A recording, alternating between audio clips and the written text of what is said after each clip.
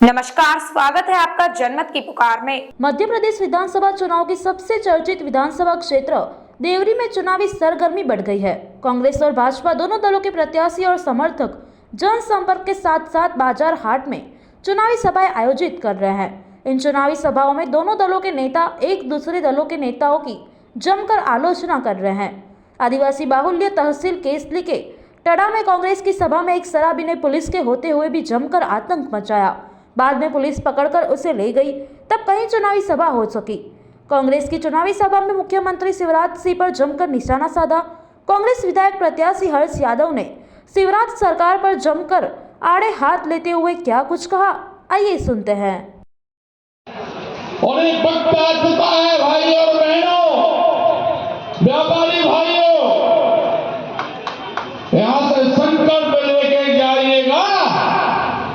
17 तारीख मध्य प्रदेश का भविष्य तय करने वाला चुनाव आपके सामने है। वो चुनाव जो व्यापारियों के सम्मान के लिए है, एक चुनाव किसानों के सम्मान के लिए है, एक चुनाव हमारे बेरोजगार भाइयों के सम्मान की खातिर है, एक चुनाव मातृशक्ति के सम्मान का चुनाव है। इसलिए चुनाव बेहद महत्वपूर्ण चुनाव है और निश्चित रूप से देवरी विधानसभा के साथ साथ मध्य प्रदेश का भविष्य तय करने वाला चुनाव है, देश का भविष्य चुनाव करने वाला चुनाव है।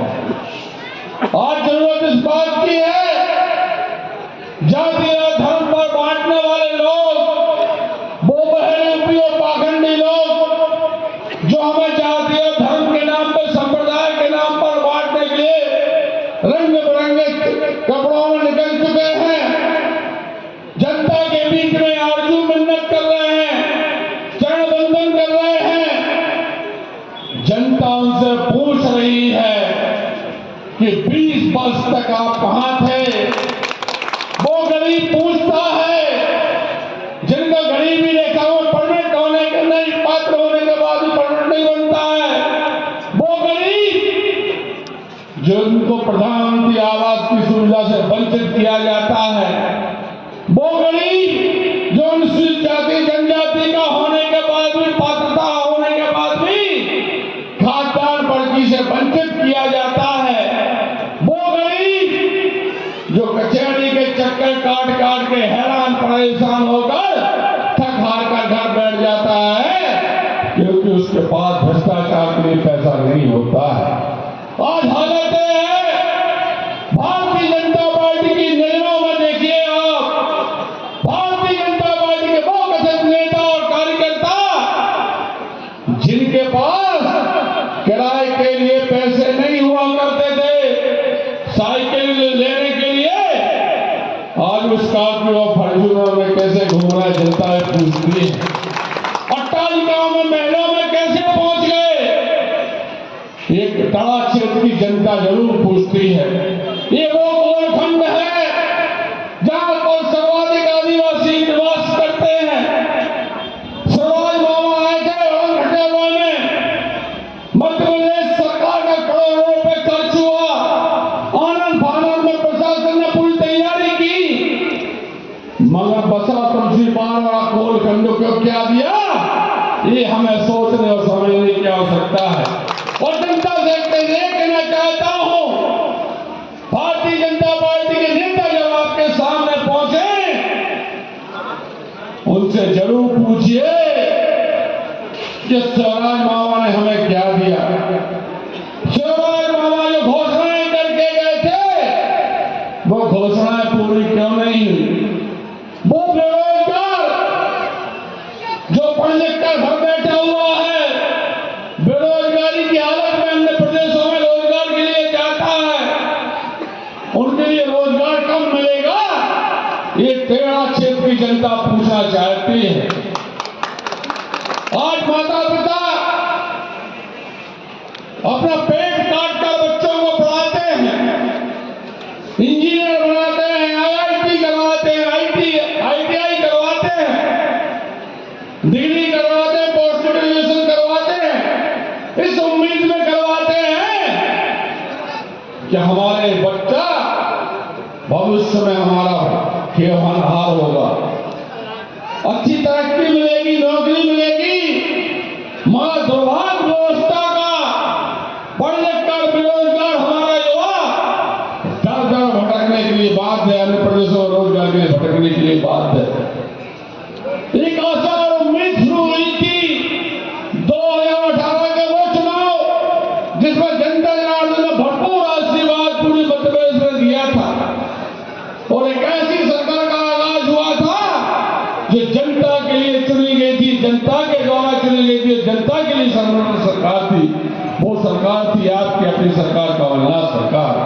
मगर जिस तरह से लुटेरों ने, भ्रष्टाचारियों ने खरीद फरोख्त के माध्यम से सरकार गिराई, वो जनता आने वाले 17 तारीख को जरूर उसका हिसाब लेगी। और आने वाले जरूर मैं आप लोगों से भी कहना चाहता हूं, आप लोगों से करबद्ध निवेदन करना चाहता हूं, ये जनता, आप सब लोग जरूर पूछिए भारतीय जनता पार्टी के नेताओं से कि 5 साल का जनादेश हमने कांग्रेस सरकार को दिया था और 15 महीने के कार्यकाल में कमलनाथ ने वो उल्लेखनीय काम करने का संकल्प लिया था, वो धरातल में आज भी हमें दिखाई देता है। चाहे 100 रुपए में 100 यूनिट बिजली की बात हो, चाहे 27 लाख किसानों का कर्ज माफ करने की बात हो, चाहे वृद्धावस्था पेंशन 300 से 600 करने की बात हो, सामाजिक सुरक्षा पेंशन 300 से 600 करने की बात हो, चाहे हमारे सिंचाई पंप की राशि पर आदि करने की बात हो, चाहे हमारी गौशाला को बनाने का या गौशाला बनाने की बात हो, चाहे हमारी बहन बेटी की शादी के लिए 51,000 रुपए देने की बात हो। आज एक बार पुनः कांग्रेस पार्टी ने हम वचन पत्र के माध्यम से जिस तरह से हमारे धर्म ग्रंथ हैं, गीता को कुरान बाइबल है, उस तरह से हमने आपके बीच में वचन पत्र रखा है। वो वचन पत्र जो जनता के लिए है, जनता के लिए समर्पित है। यदि मध्य प्रदेश में कांग्रेस की सरकार बनती है तो बहन बेटी की शादी के लिए 1,01,000 रुपए मिलेगा। प्रधानमंत्री आवास में 2.5 लाख रुपए की राशि हर व्यक्ति को मिलेगी। और वो नन्हे मुन्ने बच्चे जिनके माता पिता गरीब की वजह से बच्चों को पढ़ा नहीं पाते थे, उनके लिए स्कॉलरशिप की योजना हमारे नेता कमलनाथ जी लेके आए हैं कि पहली से लेकर 12वीं तक 500 से लेकर 1,500 रुपए महीना कांग्रेस की सरकार बनने पर हम देंगे। वो दिव्यांगजन, वो विकलांग भाई, वो जिलों के इतनी के आराम से विकलांग हो जाते हैं, उनको हम हमारी सरकार बनने पर 2,000 रुपए महीना देंगे। साथ ही सामाजिक सुरक्षा पेंशन हमने 300 से 600 की थी, अब कांग्रेस की सरकार बनने पर हम उसको 1,200 करने वाले हैं। सिंचाई की सुविधा 5 हाउस तक, मोटर का कोई बिल नहीं आएगा और 5 हाउस से 10 हाउस तक आधा बिल आएगा। और घरों की बिजली जितनी चाहे उतनी जलाओ, 100 यूनिट तक जलाओ, कोई बिल नहीं आएगा, निःशुल्क बिजली हमारी सरकार देगी। और 100 यूनिट से ज्यादा आने पर आधा बिल आएगा। और सबसे महत्वपूर्ण योजना जो हम लोग लेके आए हैं वो गरीब जन जिनके यहाँ कोई घटना दुर्घटना हो जाती है, घर का मुखिया चला जाता है, तो स्वास्थ्य बीमा योजना के माध्यम से 25 लाख रुपए का बीमा मध्य प्रदेश सरकार करेगी।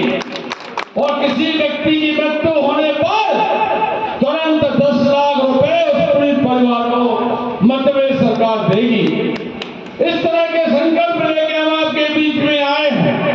इसलिए मैं आप सबसे निवेदन करना चाहते हैं कि कर्ज माफी का जो हमारा हमारा संकल्प जब 17 तारीख को आपकी ईवीएम का बटन दबेगा और 3 दिसंबर को जब ईवीएम हम देंगे अच्छी सरकार, ये एक नारे के साथ सत्ता में आए थे। आप सारे लोगों को जानकारी होना चाहिए, लेकिन भारतीय जनता पार्टी सत्ता में आई तो बेरोजगारी दी, भ्रष्टाचार दिया, महंगाई दी, ये सारी चीजें हम सबको ऐसी दी कि हम सारे लोग आज भी परेशान हैं। हम लोग किसानी में जो भी उत्पादन लेते हैं बाजार में उसका हमें उचित मूल्य नहीं मिलता है। अगर आपने हमारा अभी तक चैनल सब्सक्राइब नहीं किया है तो कृपया चैनल सब्सक्राइब कर लें, लाइक करें, शेयर करें, कमेंट करें। तो मिलते हैं फिर किसी और खबरों के साथ। नमस्कार।